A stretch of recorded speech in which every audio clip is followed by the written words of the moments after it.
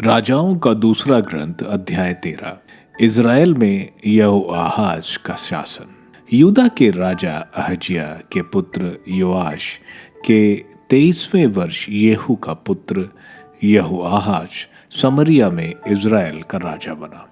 उसने 17 वर्ष तक शासन किया। उसने वही किया जो प्रभु की दृष्टि में बुरा है, जो पाप नाबाट के पुत्र यरोबाम ने इज़राइल से करवाए थे। यहोआहाज उनसे विमुख नहीं हुआ, बल्कि उन्हें करता रहा। इसलिए प्रभु की कोपाग्नि इज़राइलियों के विरुद्ध प्रज्वलित हो गई। प्रभु ने उन्हें बहुत समय तक आराम के राजा हजेएल और हजेएल के पुत्र बेन-हदद के अधिकार में छोड़ दिया। यहोआहाज ने प्रभु से निवेदन किया और प्रभु ने उसकी बात सुन ली, क्योंकि उसने देखा कि आराम का राजा इज़राइल पर घोर अत्याचार करता था।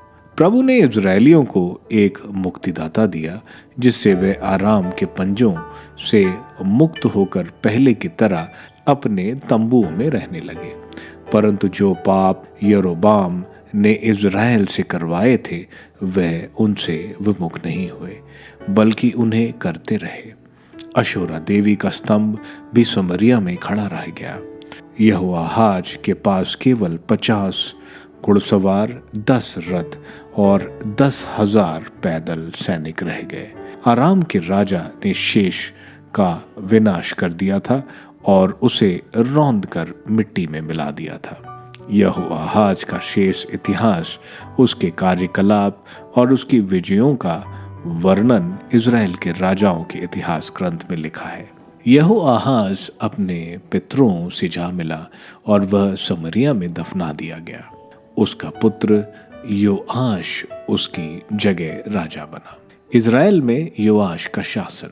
यूदा के राजा योआश के 37वें वर्ष योआहाज का पुत्र योआश समरिया में इज़राइल का राजा बना। उसने 16 वर्ष तक शासन किया।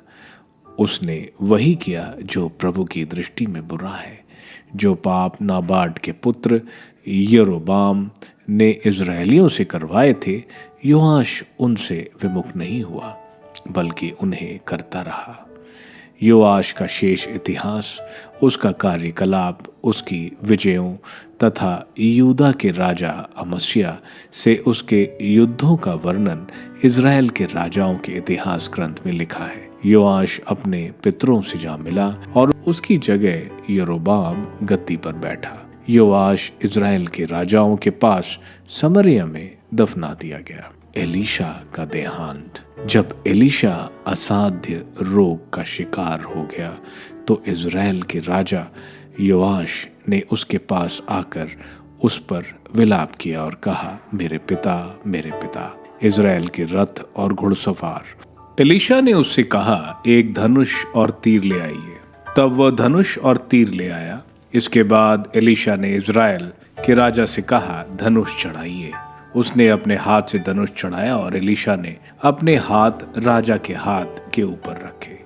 इसके बाद एलीशा ने योआश को पूर्व की ओर की खिड़की खोलने की आज्ञा दी।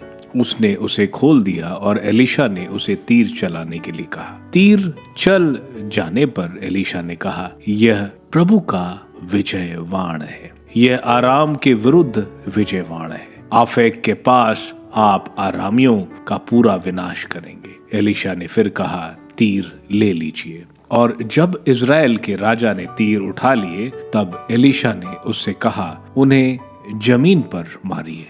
उसने उन्हें 3 बार मारा और फिर वह रुक गया। इस पर ईश्वर भक्त ने क्रुद्ध होकर कहा, आपको 5-6 बार मारना चाहिए था, तब आप आरामियों का पूरा विनाश करते, परंतु अब आप आरामियों को केवल 3 बार पराजित करेंगे। एलीशा की मृत्यु हो गई और उसे दफनाया गया।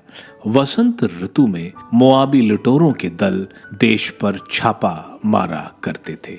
किसी दिन लोग एक मृतक को दफनाने जा रहे थे। उसी समय उन्होंने लुटेरों के एक दल को आते देखा। तब वे उस मृतक को एलीशा की कब्र में ही डालकर भाग गए।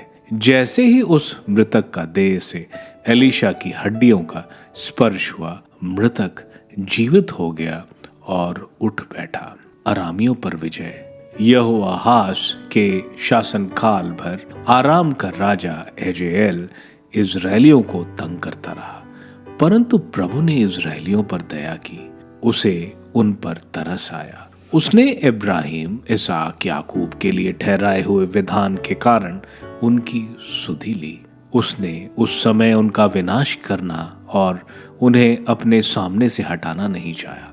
आराम के राजा हजएल की मृत्यु के बाद जब उसकी जगह उसका पुत्र बेन-हदद राजा बना, तो यहोआहाज के पुत्र योआश ने हजएल के पुत्र बेन-हदद से सभी नगर छीन लिए जो उसने युद्ध में उसके पिता यहोआहाज से छीने थे। योआश ने उसे 3 बार पराजित किया और इजराइल के नगर फिर से प्राप्त किए।